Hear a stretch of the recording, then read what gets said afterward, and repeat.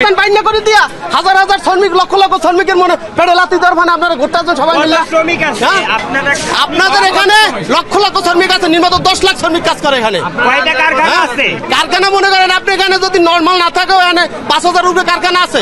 পলিথিনে? হ্যাঁ, পলিথিনের কারখানা আছে ছোট বড়। হ্যাঁ, ছোট বড় মিলে 5000 উপরে কারখানা আছে। আপনারা একটা কর্মস্থান যোগাই দিতে পারছেন? এই যে পলিথিনে যারা কাম করে সব মূর্খ। হ্যাঁ, মূর্খ, তারা কি করে খাইবে? এটা কোন, এটা কর্মস্থানটা কি? আপনি কি মানে আপনার কারখানা আছে নাকি? আমার কিচ্ছুই নাই। আমি জিজ্ঞাসা করছি আপনি সেটা যে আপনারা কর্মস্থানটা কি দিতেছেন? এই গরিবের কি কর্মস্থানটা দিতেছেন আপনারা?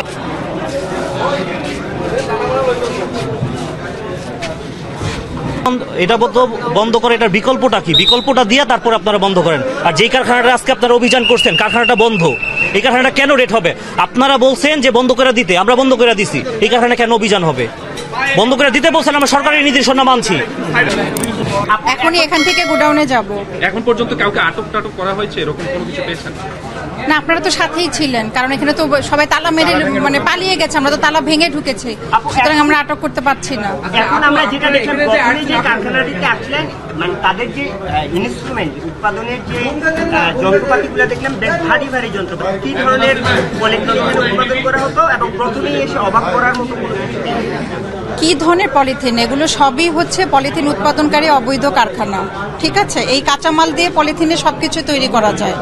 সুতরাং এটা আইডেন্টিফাই করা সো টাফ যে এই দানাটা দিয়ে সে কি সিঙ্গেল ইউজ প্লাস্টিক তৈরি করছে নাকি সিঙ্গেল ইউজ ছাড়া প্লাস্টিক তৈরি করছে।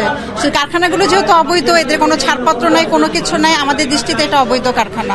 এবং আমরা তাদেরকে ব্যাপকভাবে এর আগেও সচেতন করেছি। 1 নভেম্বর থেকে নিষিদ্ধ, 30 নভেম্বর পর্যন্ত আমরা এসে তাদেরকে মানে বুঝিয়ে গেছি তো 1 নভেম্বর থেকে তারা এই উৎপাদন প্রতিষ্ঠানগুলো বন্ধ রাখে। তারপরেও আমরা দেখতে পাচ্ছি যে তারা আমাদের মুভমেন্ট জানতে পেরে কিন্তু তালা লাগিয়ে চলে গিয়েছে। তো আমরা আজকে যে মালামালগুলো আমাদেরকে নিয়ে যাওয়া সম্ভব সেগুলো আমরা নিয়ে যাচ্ছি এবং পাশাপাশি আমরা বিদ্যুৎ সংযোগ বিচ্ছিন্ন করে যাচ্ছি যাতে পরবর্তীতে কার্যক্রম চালাতে না পারে। ধন্যবাদ। এটা তো